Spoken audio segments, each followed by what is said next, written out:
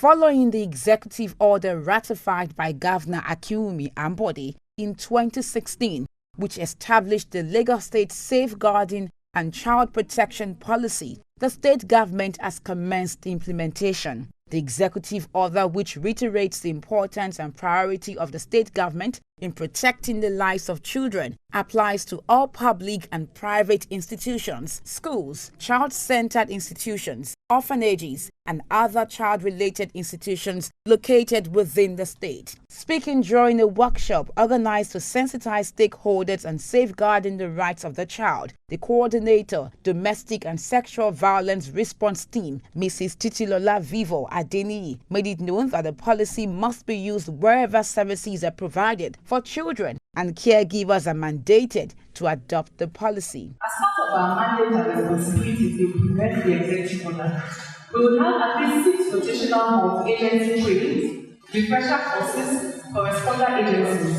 and stakeholder engagement to ensure that the letters of the executive order comes alive and our children are and remain safe. Guest speakers were also present to deliver their presentation with the aim of sensitizing the participants. Now, the first basket of rights is what we call survival rights. Survival rights. A child has the right to survive. That has to do with right to life. The last basket of rights is protection rights.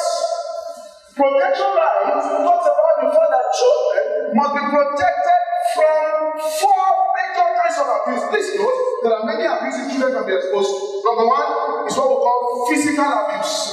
You need to find the avenue to get these parents together and inform them about everything that has to place in the area of law and why they should play their own part as the parents. So which means use the avenue of your PTA meetings, any form of gathering or program you have. Make sure you always use that opportunity to chip in this child protection issues to them. According to the Director General, Office of Education Quality Assurance, Lagos State, Mrs. Ronke Shoyombo, it is important for parents, guardians, and teachers to attend to all the needs of their children. There must be a proper training session on child protection, policy, and safeguarding. Anybody handling a child must be able to actually go through this particular training. If you are yet to go through it and you are handling children, we might not be fit for purpose. Again, because it says mandation. Some participants spoke on the safeguarding and child protection policy. It's not enough to have a policy, it's not enough to have a law. You need to implement. And how do you implement? You have a stakeholders meeting and you have trainings for responder agencies. What we have here is a composition of key responder agencies. You have social workers, guidance counselors, school administrators, health workers, police officers, because these people individually respond to issues of child abuse. So it's important for them to know that there's an executive order and for them to appreciate their roles and responsibilities. Most people believe that training children is just through discipline, and discipline means shouting on children. What he has said today, I think, is very far from that. Children have their own rights, and the right is not given to them.